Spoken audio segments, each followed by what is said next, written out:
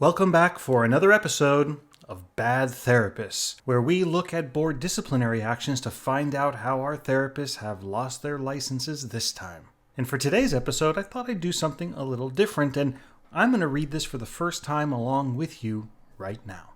And today's story begins in the state of California, where our licensed marriage and family therapist is working at a residential treatment center. For those unaware, that's an inpatient facility, meaning a place where patients go and stay overnight and engage in extensive therapeutic treatment. In this case, for substance abuse. And like all of these stories, we start with our patient, who reports arriving at the center and being told by our therapist that they will be their sole primary therapist for the entirety of their stay. The client states that they worked with the therapist for at least 1 hour every day while they were in treatment, and that they started noticing that they were receiving preferential treatment, such as not being required to follow the same rules as other residents. This is already incredibly problematic. I'm a little hesitant to continue, but let's continue.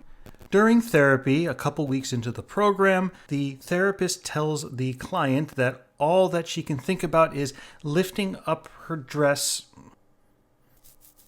and having the client perform a sexual act on her.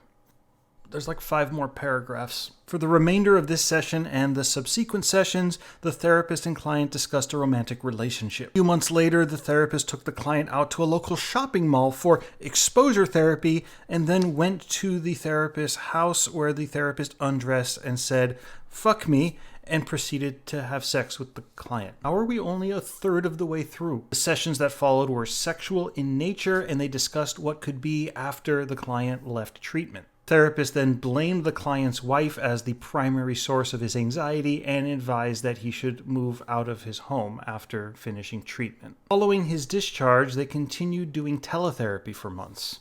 Nightly, screenshots taken by the client revealed the therapist baring her breasts and inserting things into herself. At one point, they met up at a Four Seasons hotel to try actual therapy and, of course, had sex and then drove around in a Lamborghini. Sure, why not? And dined at fancy restaurants.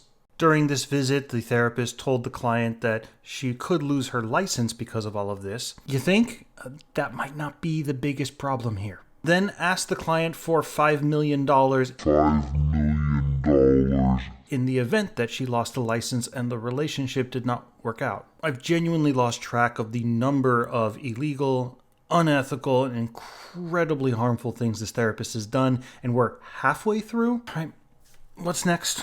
So a month or two later, the client reports that they met up again, continuously having sex during this meeting and consuming drugs and alcohol together. And then after the client returned to his home state, the therapist told him that if he did not give her the $5 million, they could not continue and that they should stop talking. And it was around this time that the client, of course, reached out to the board and filed his formal complaint. In that complaint, he apparently included screenshots of messages depicting sex toys, statements from the therapist saying, "Wait, this is illegal." Again, and screenshots showing that the client sent the therapist $12,000 and at least $14,500 in funds unrelated to therapy services. Additionally, total of $10,125 worth of Chanel luxury merchandise. And only at the end, after causing all of this potentially irreparable harm, did the therapist write back to the client stating, quote, "I feel devastated, and I recognize that what I now feel is what you were made to feel when I terminated services with you. I'm sorry for the pain I've caused you and for the humiliation, fear, rage, and loneliness that we now share." Now, most shockingly to me, this did not result in a license being fully revoked. Instead, the revocation was stayed, meaning that it's being placed on hold as long as this person engages in a 7-year probation period. During this time, they have to do a bunch of stuff like law and ethics classes and be placed under supervision and pay a whole bunch of fines. But I have thoughts. But this has been long enough. If you want to share yours, let me know in the comments below.